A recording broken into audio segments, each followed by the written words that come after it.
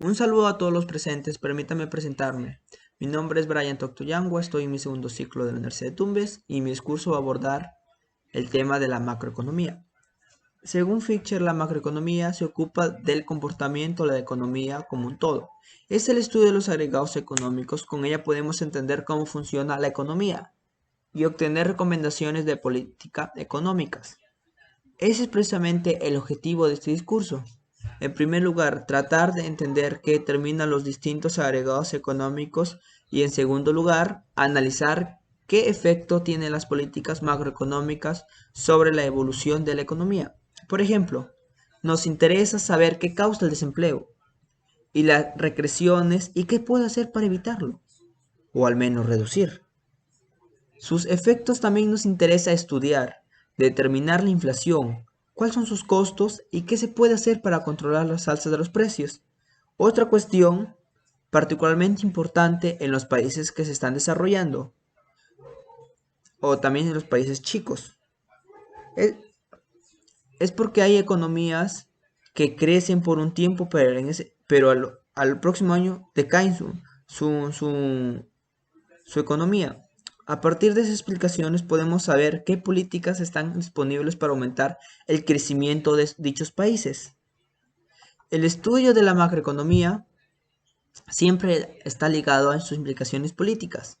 Estas pueden ir desde el extremo donde se plantea que no hay nada que hacer, pues lo que observamos en la realidad no son más que respuestas óptimas de las empresas y hogares a cambios en la economía, hasta otro extremo donde ven las alarmantes señales del desequilibrio que sería necesariamente corregir con medidas políticas económicas.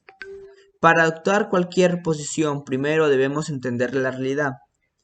Más aún, podemos llegar a la conclusión que, en ciertas circunstancias, la teoría nos entrega respuestas ambiguas e incluso no puede responder a todas nuestras inquietudes.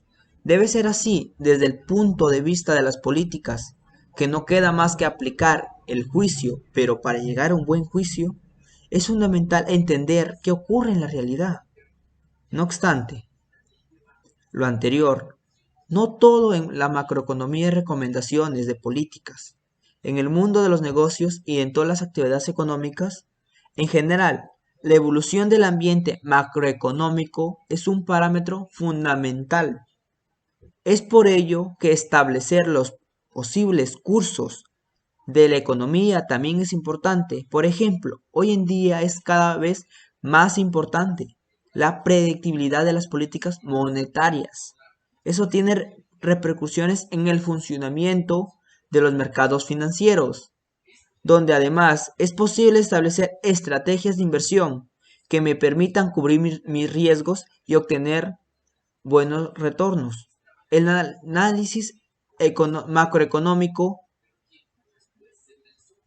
nos puede ayudar a entender las principales vulnerabilidades y potencialidades de una economía, aspectos muy importantes a la hora de decir sobre la realización de un proyecto de inversión.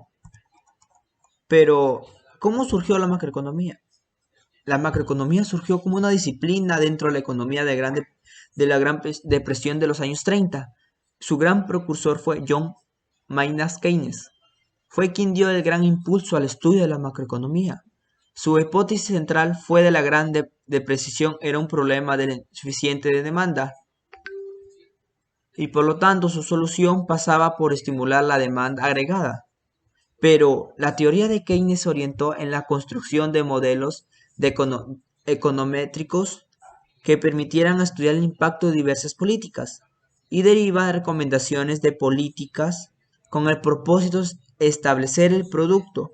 En estos modelos la demanda agregada era clave de la determinación del producto.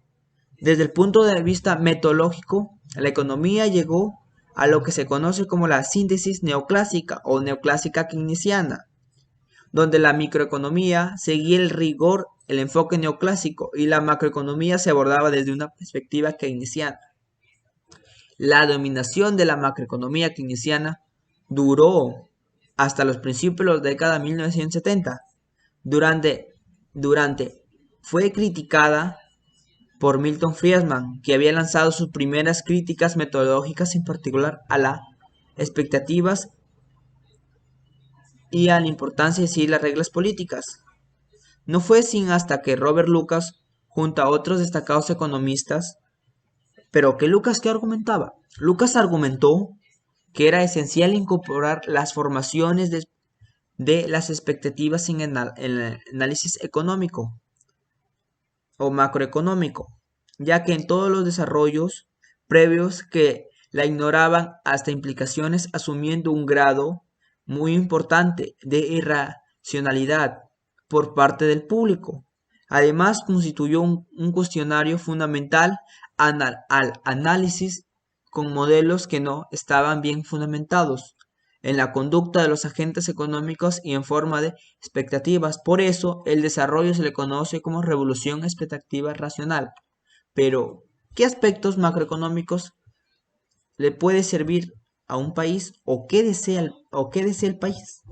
Bueno, unos puntos sería la baja tasa de inflación, comparable a sus comparable con la de sus principales socios comerciales, sería la política de gasto público, que sería sana, sin déficit menor de 1% del PBI, y sus balanzas comerciales superavitaria.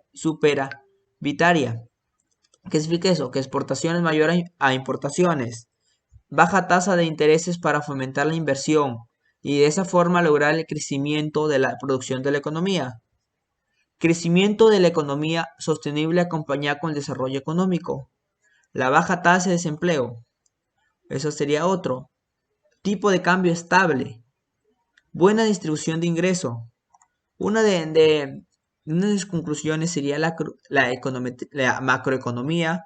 Se centra en el análisis de variables agregados, como la producción nacional total de la renta y las balanzas de pagos. La macroeconomía estudia el desempleo, la crisis, el crecimiento económico, la deuda pública y privada, el déficit público y la balanza de pagos. Muchas gracias.